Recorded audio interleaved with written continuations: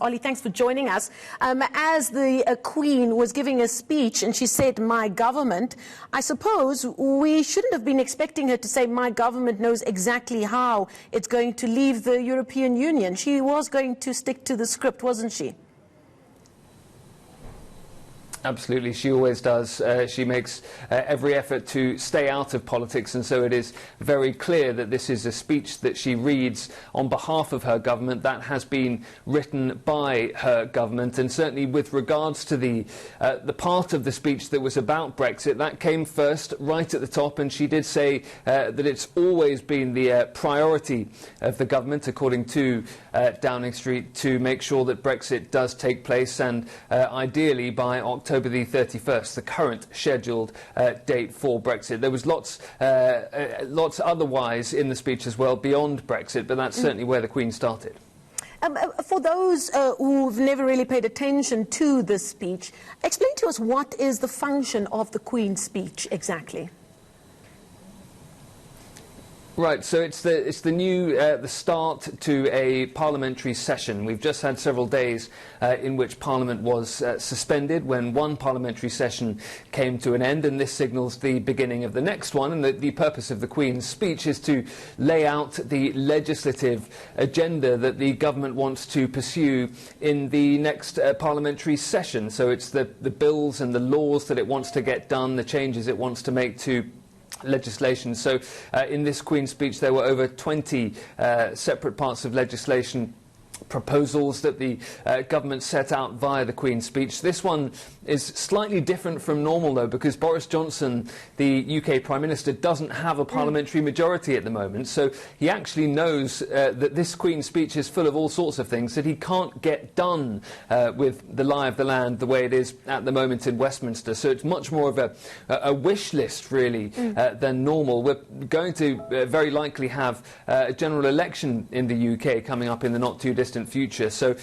it's much more likely that we'll have to have that done and dusted before any of this legislation stands a likely chance of actually becoming law. Now, as the Queen was delivering her speech, the cameras kept panning to the Prime Minister, and he looked, I suppose I would say that he looked slightly proud as he sat there with listening to the Queen reading the speech written by his government. What would he gain out of this speech? Because the opposition parties we've heard from have said that Boris Johnson was using the Queen's speech for political mileage. What kind of mileage would he get out of it? That's right. The opposition say that this is effectively a stunt, is how they're describing this Queen's speech, because, as I was saying, they point out that these are not laws that Boris Johnson is going to be able to pass any time soon. So they say that the Queen's speech is pretty much irrelevant in that regard. They believe it's effectively the start of or the continuation of election campaigning from Boris Johnson, even before we know when that election is going to take place. Boris Johnson setting out really a manifesto of sorts in this Queen's speech, rather than a programme that he's actually going to be able to achieve in the coming months. And yeah, you're right, Boris Johnson did look pretty pleased with himself. This is a man who has wanted to be Prime Minister for most of his adult life. He is now in that job and did get to sit there listening to the Queen read out the programme that he says his government wants to achieve. And now the latest news on Brexit ticks over minute by minute, it seems. What is the latest? We heard there were intensive talks over the weekend, but that failed to produce some kind of breakthrough. Where are we standing at the moment?